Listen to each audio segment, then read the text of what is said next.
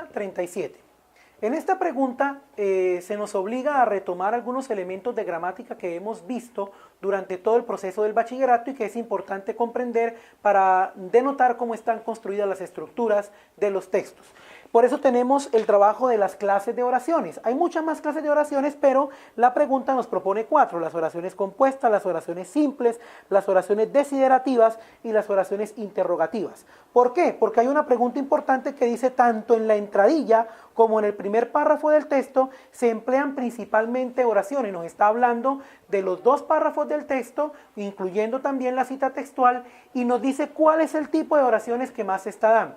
Es importante refrescar estos conceptos antes de dar la respuesta correcta. Cuando hablamos de oraciones interrogativas, son oraciones que preguntan, no necesariamente con los signos de interrogación. Hay preguntas interrogativas afirmativas como la que tenemos acá. Quiero saber cómo te fue. No tiene signo de interrogación, pero está indagando por algo. Al igual que una pregunta que sí es completamente interrogativa como esta que está acá. ¿Quién eres? O cualquiera de la extensión que sea. Tenemos las oraciones desiderativas que se construyen a partir de verbos que están en modo subjuntivo, ¿sí? Es decir, aquellos verbos que expresan condicionalidad, que expresan deseo o posibilidad, pero no una afirmación tajante, como por ejemplo pudiera, quisiera, si pudieras hacerme feliz, si yo fuera un gran hombre. Es decir, no son afirmaciones tajantes, sino posibilidades o condición. Las oraciones simples son aquellas que se construyen solamente a partir de un verbo conjugado y con un solo conector, es decir, oraciones que necesariamente van a ser cortas. Y las oraciones compuestas son aquellas que tienen más de un verbo conjugado en su estructura y varios conectores. Tendremos que revisar entonces otra vez el texto y reconocer que un elemento ortográfico que separa a una oración de otra es la coma, y un elemento que separa varias oraciones agrupadas en una idea es el punto seguido o el punto y aparte si la idea hace parte ya de un subtema como tal dentro del texto.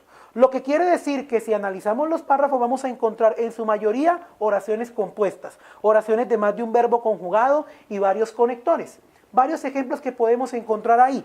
Por ejemplo, la historia infortunadamente no es nueva y se repite con demasiada frecuencia. Ese es un ejemplo de una oración compuesta que tiene varios conectores. O en la primera parte que está en cursiva. Se discute sobre multimillonarios programas de salvamento económico, así como escándalo por pinchazos telefónicos, y en Estados Unidos la pelea es por cuadrar las cifras del déficit fiscal en el llamado Cuerno de África. Lo que quiere decir que hay varios componentes de conectores y hay varios verbos conjugados. Por esta razón, la respuesta correcta de la pregunta número 37 es aquella opción que nos habla sobre las oraciones compuestas, es decir, la opción D.